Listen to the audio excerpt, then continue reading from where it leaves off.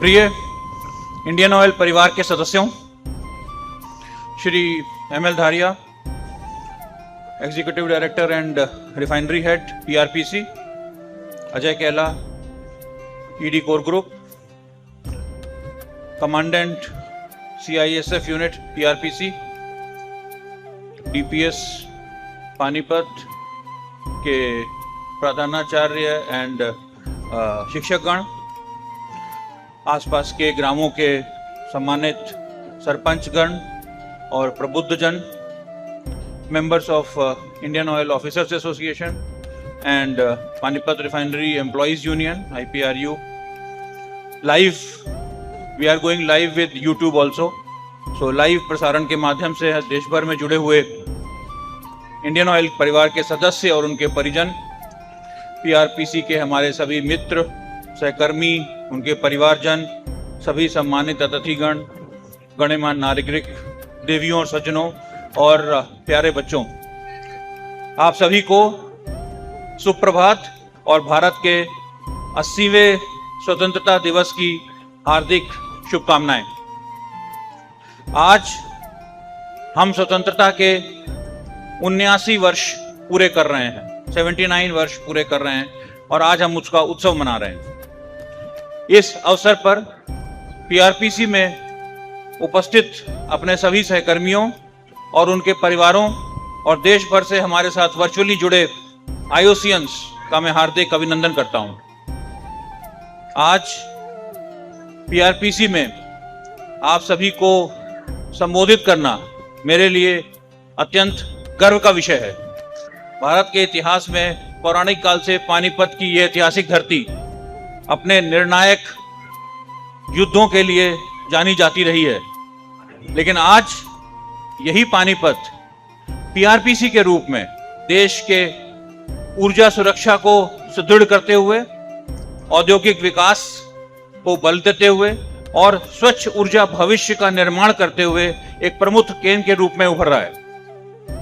मैं इस बार का स्वतंत्रता दिवस अपने किसी महत्वपूर्ण कार्यस्थल या ऑपरेटिंग लोकेशन पर जाकर ही मनाना चाहता था और मैंने पीआरपीसी को इसीलिए चुना और मैंने यहाँ के EDRH को रिक्वेस्ट किया. आप सभी को विदित है कि हमारा विशेष लगाव पीआरपीसी के साथ में रहा है. मैंने अपने पूरे जो वर्क लाइफ है उसका एक महत्वपूर्ण हिस्सा यहाँ पर व्यतीत किया है. शुरू से ही PRP, PNCP और अब P25 सबको देखने का अवसर मुझे मिला है, तो ये काफ़ी करीब है हमारे हृदय के और हमेशा रहेगा. तो इसलिए और खासकर जो आज इंडियन ऑयल की प्रगति में पीआरपीसी का जो योगदान है वो किसी से छुपा नहीं है, वो अद्वितीय है. तो इस कारण से पहला मौका जब मुझे बाहर आने का अवसर मिला है तो पीआरपीसी नेचुरल चॉइस है. भारत आज एक युवा देश है. हम कह रहे हैं कि हम 80वीं सालगिरह मना रहे हैं स्वतंत्रता की, बट स्टिल भारत जो है वो एक युवा देश है, क्योंकि 65% से अधिक आबादी आज 35 साल से कम आयु की है और 50% से अधिक आबादी 25 साल से कम आयु की. हम अपनी आकांक्षाओं से युवा हैं, हम अपनी महत्वाकांक्षाओं से युवा हैं और हम अपने भविष्य को स्वयं आकार देने की जो हमारा आत्मविश्वास है उसके लिए हम युवा हैं.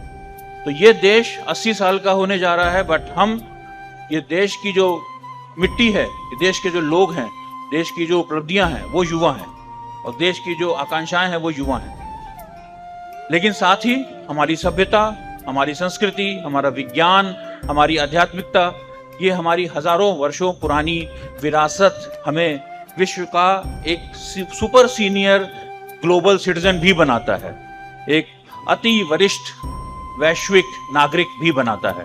तो ये जो कॉम्बिनेशन है युवा का और एक सुपर वरिष्ठ नागरिक होने का, यही भारत की विशिष्ट शक्ति है. युवा शक्ति की ऊर्जा और प्राचीन सभ्यता की बुद्धिमत्ता, इसका संगम ये हमारा भारत है. ये हमारी युवा पीढ़ी की जिम्मेदारी है अब कि हम इस महान विरासत को आगे बढ़ाएं, अपने ज्ञान, इनोवेशन और कौशल से भारत को वैश्विक नेतृत्व की नई ऊंचाइयों तक लेके जाएं. आज का दिन उत्सव का दिन है, लेकिन यह उन अनगिनत स्वतंत्रता सेनानियों और राष्ट्र निर्माताओं को याद करने का भी दिन है, जिनके त्याग, साहस और समर्पण ने आधुनिक भारत की नींव रखी थी। उनके प्रति हमारी सच्ची श्रद्धांजलि यही होगी कि हम राष्ट्रहित की भावना से अपने दायित्व निभाएं और एक आत्मनिर्भर, सशक्त और विकसित भारत के निर्माण में अपना सर्वोच्च योगदान दें। इस वर्ष के इंडिपेंडेंस डे समारोह का संदेश honouring freedom, inspiring the future हमारे दायित्व को अत्यंत ही सुंदर तरीके से व्यक्त करता है। जिन अनगिनत स्वतंत्रता सेनानियों के बलिदान से हमें राजनीतिक स्वतंत्रता मिली, उनका सच्चा सम्मान तभी होगा जब हम एक आत्मनिर्भर और सशक्त भारत का निर्माण करें। आज स्वतंत्रता का अर्थ केवल राजनीतिक आजादी नहीं है, बल्कि एनर्जी इंपोर्ट्स पर निर्भरता कम करना, इंडिजिनस टेक्नोलॉजीज को बढ़ाना और कैपेबिलिटीज को विकसित करना, ताकि हमारी एनर्जी नीड्स को अधिकाधिक स्वदेशी स्रोतों से पूरा कर सकें। हमारी युवा पीढ़ी को यह विरासत को आगे बढ़ाते हुए भारत को ऊर्जा आत्मनिर्भर राष्ट्र का सपने को साकार करने में अग्रणी भूमिका निभानी होगी। विकसित भारत 2047 के लक्ष्य तक पहुंचने के लिए हमारे पास 2 दशक का वक्त है, जो कि सीमित है, लेकिन लक्ष्य स्पष्ट है। इंडियन ऑयल को अपनी गति को तेज करते हुए इस राष्ट्र संकल्प में अपना पूर्ण योगदान देते हुए निर्धारित समय में इस संकल्प को पूरा करना होगा। हमारे पास किसी एक्स्ट्रा टाइम की कोई जरूरत नहीं है। इंडियन ऑयल केवल भारत की प्रगति को ऊर्जा ही नहीं दे रहा, बल्कि अपने इन्वेस्टमेंट्स, अपनी टेक्नोलॉजीज और कैपेबिलिटीज के माध्यम से देश की इंडस्ट्रियल ग्रोथ को आगे बढ़ाने में अपना पूरा सहयोग दे रहा है। आज जब हम स्वतंत्रता दिवस मना रहे हैं, हमारे अनेक साथी हमारी 9 रिफाइनरियों में, 124 टर्मिनल्स में, 101 एलपीजी बॉटलिंग प्लांट्स में 20,000 से ज्यादा किलोमीटर लंबी पाइपलाइंस को चालू रखते हुए 43,000 से ज्यादा रिटेल आउटलेट्स पे और 13,000 से ज्यादा एलपीजी डिस्ट्रीब्यूटरशिप्स पे 5700 से ज्यादा कंज्यूमर पंप्स पर ग्राहकों की सेवा करते हुए निरंतर अपना दायित्व निभा रहे हैं। उनका समर्पण सुनिश्चित करता है कि पूरे देश में ऊर्जा की जो धारा है वो निरंतर चलती रहती है।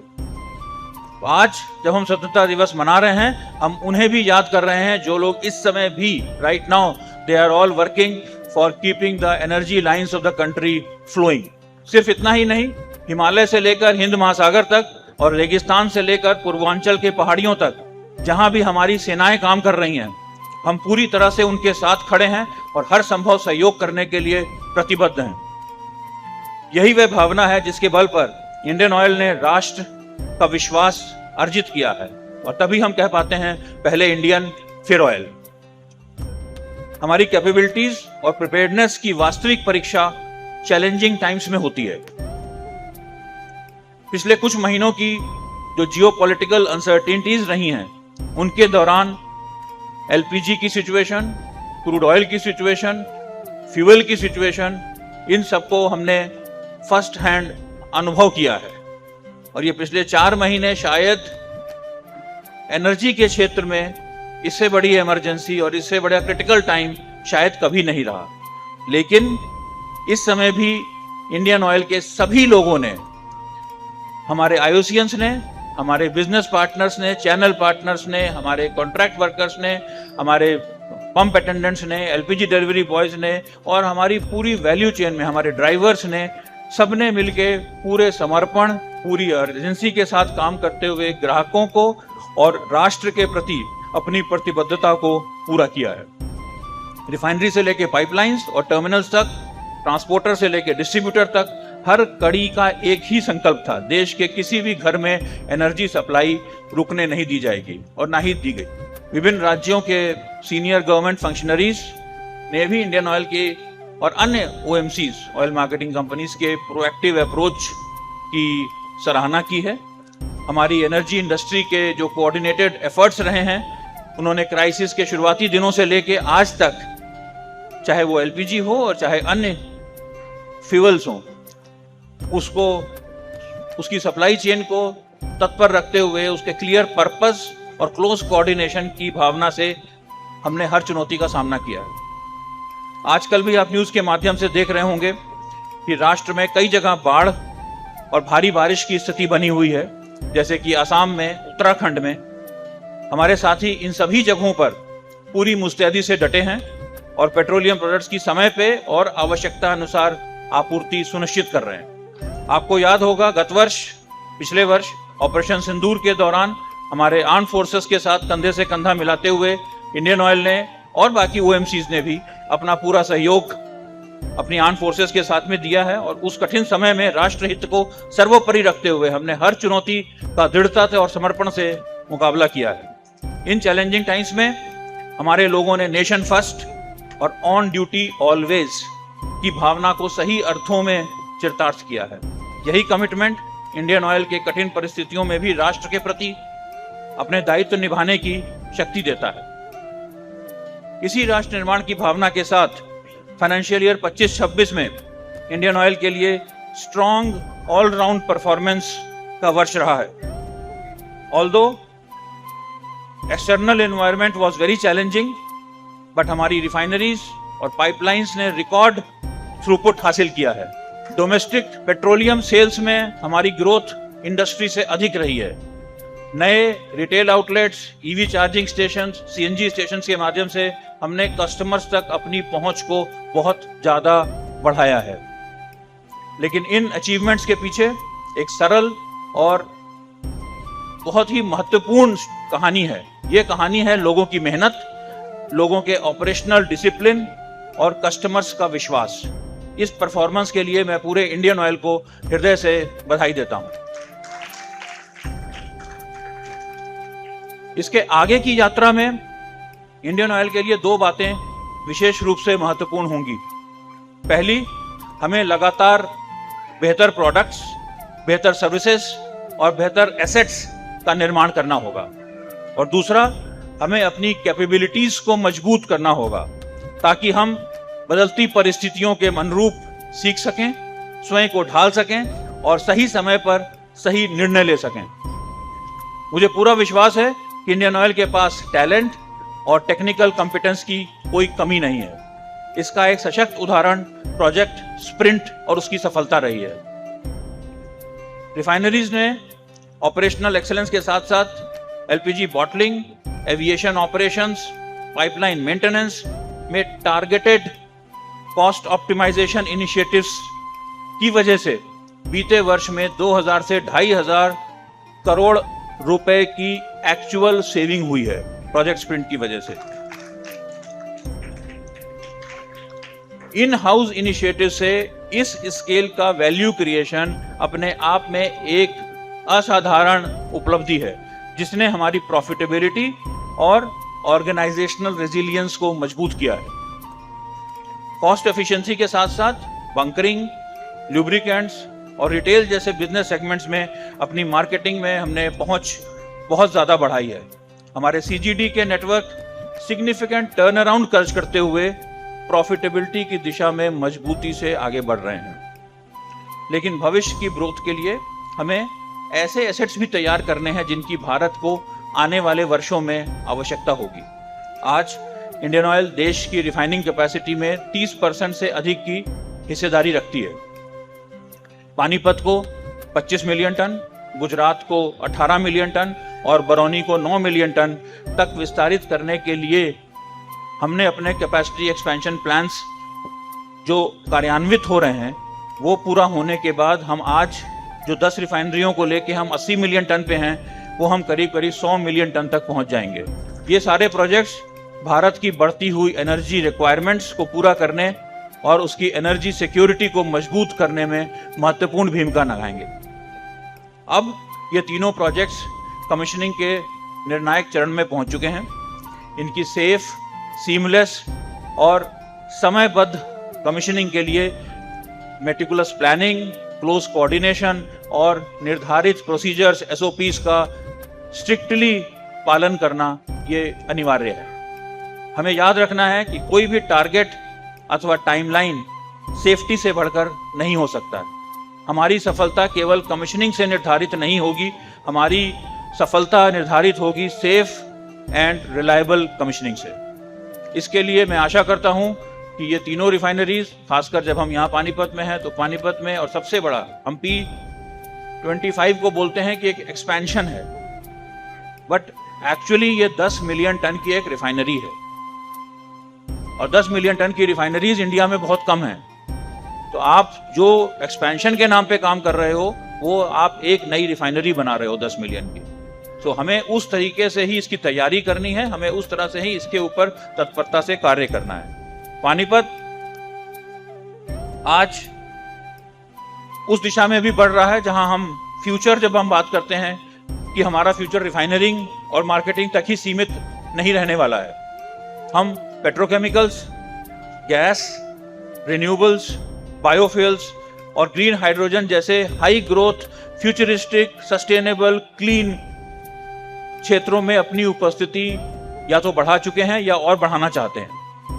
इनके साथ ही क्रिटिकल मिनरल्स, शिप बिल्डिंग्स और कई सारे ऐसे इमर्जिंग सेक्टर्स हैं जिनमें नई अपॉर्चुनिटीज भी हम एक्सप्लोर कर रहे हैं। हमारा उद्देश्य स्पष्ट है, इंडियन ऑयल को एक डाइवर्सिफाइड और इंटीग्रेटेड एनर्जी मेजर के रूप में विकसित करना। पानीपत स्वयं इस ट्रांसफॉर्मेशन का सशक्त उदाहरण है। यहाँ पे 10 KTA कैपेसिटी का इंडिया का सबसे बड़ा ग्रीन हाइड्रोजन का प्लांट ऑलरेडी निर्माणाधीन है।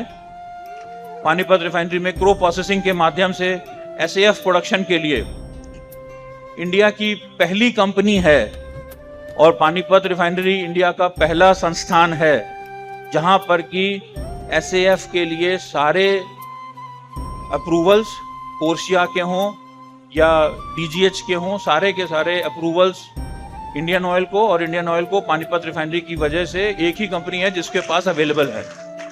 तो जब भी हम ये प्रेजेंट शटडाउन खत्म करेंगे और उसके बाद में स्टेबलाइजेशन के बाद में अगले 3 महीने में, 4 महीने में हम आशा करते हैं कि पानीपत रिफाइनरी इंडिया की पहली कंपनी बनेगी, पहला संस्थान बनेगी जहां से sustainable aviation fuel commercial level में एक अच्छी मात्रा में मार्केट करने के लिए अवेलेबल होगा। वर्ल्ड क्लास एसेट्स और टेक्नोलॉजीज हमें तब तक ही परिणाम देती हैं जब तक उसके पीछे इक्वली कैपेबल पीपल हों। Technology, artificial intelligence, advance analytics हमारे काम करने और डिसीजन के तरीके में तेजी से बदलाव ला रहे हैं। यंग आईओसियंस के साथ अपने इंटरेक्शंस में मैं हमेशा ये बात दोहराता हूं कि चेंज को एम्ब्रेस करिए, कन्वेंशनल थिंकिंग को चैलेंज कीजिए, स्टेटस को क्वेश्चन कीजिए, उस पर प्रश्न उठाइए, थिंक, अप्लाई, सॉल्व और अपने प्रत्येक कार्य से वैल्यू क्रिएट करने के बारे में सोचिए। यही सोच हमें एक ज्यादा एजाइल, कॉम्पिटिटिव और फ्यूचर रेडी इंडियन ऑयल की तरफ लेके जाएगा। इन अनुभवों से संदेश स्पष्ट है, इंडियन ऑयल का भविष्य केवल बड़ी एसेट्स के निर्माण पर निर्भर नहीं करेगा, वह इस बात पर भी निर्भर करेगा कि हम उन्हें कितनी सुरक्षित और कुशलता से कमीशन करते हैं, चलाते हैं और कितनी विश्वसनीयता से ऑपरेट करते हैं और देश की आवश्यकता के समय उनमें तेजी से बदलाव ला सकते हैं, इनोवेशन ला सकते हैं और कैसे आवश्यकताओं के लिए हम रिस्पॉन्ड कर सकते हैं। सेफ्टी, कैपेबिलिटी एंड प्रिपेयर्डनेस, यही फ्यूचर रेडी इंडियन ऑयल की नींव होगी। मैंने जिन उपलब्धियों का उल्लेख किया है वे हमारे लोगों के पैशन, प्रोफेशनलिज्म और परसिवरेंस तथा राष्ट्र के प्रति अडिग निष्ठा का परिणाम है। इंडियन ऑयल की प्रगति की यात्रा इसी विजन और इस कलेक्टिव एफर्ट का एक जीता जागता उदाहरण है। अब हमारी जिम्मेवारी है कि हम इस गौरवशाली विरासत को और समृद्ध करते हुए एक ऐसा इंडियन ऑयल बनाएं जो अधिक मजबूत, अधिक सुरक्षित, अधिक कॉम्पिटिटिव और फ्यूचर रेडी होगा। यही जिम्मेदारी हमारी देश के प्रति भी है। हमें एक ऐसा भारत विरासत में मिला है जिसकी नींव अनगिनत स्वतंत्रता सेनानियों और राष्ट्र निर्माताओं के त्याग, साहस और संकल्प की नींव पे रखा गया है। हमारा दायित्व है कि इस मजबूत नींव पर एक विकसित भारत का निर्माण करें, एक ऐसा भारत जो prosperous, self reliant, inclusive, innovative और कॉन्फिडेंट होगा। यही हमारी स्वतंत्रता का सच्चा सम्मान करने और भविष्य को प्रेरित करने का सबसे अच्छा मार्ग है। इस इंडिपेंडेंस डे पर मैं प्रत्येक आईओसीएंस के प्रति अपनी हार्दिक अप्रिसिएशन व्यक्त करता हूं। आपकी डेडिकेशन, रेजिलियंस और राष्ट्र के प्रति आपके योगदान सराहनीय हैं। मैं आईओसीएंस के परिवारों के प्रति भी अपने सिंसियर ग्रेटिट्यूड व्यक्त करता हूं। आपकी समझ, एनकरेजमेंट और निरंतर सपोर्ट हमारे साथियों को ऑर्गेनाइजेशन और राष्ट्र की सेवा करने के लिए शक्ति प्रदान करते हैं। आइए हम इस संकल्प के साथ बढ़ें और हमारे राष्ट्रहित पर कार्य में उत्कृष्टता और हर कदम पर सुरक्षा सर्वोपरि होगी। हम बेहतर निर्माण करते रहें, निरंतर सीखते रहें और सुधार करते रहें तथा गर्व के साथ राष्ट्र की सेवा करते रहें। धन्यवाद। जय हिंद, जय इंडियन ऑयल।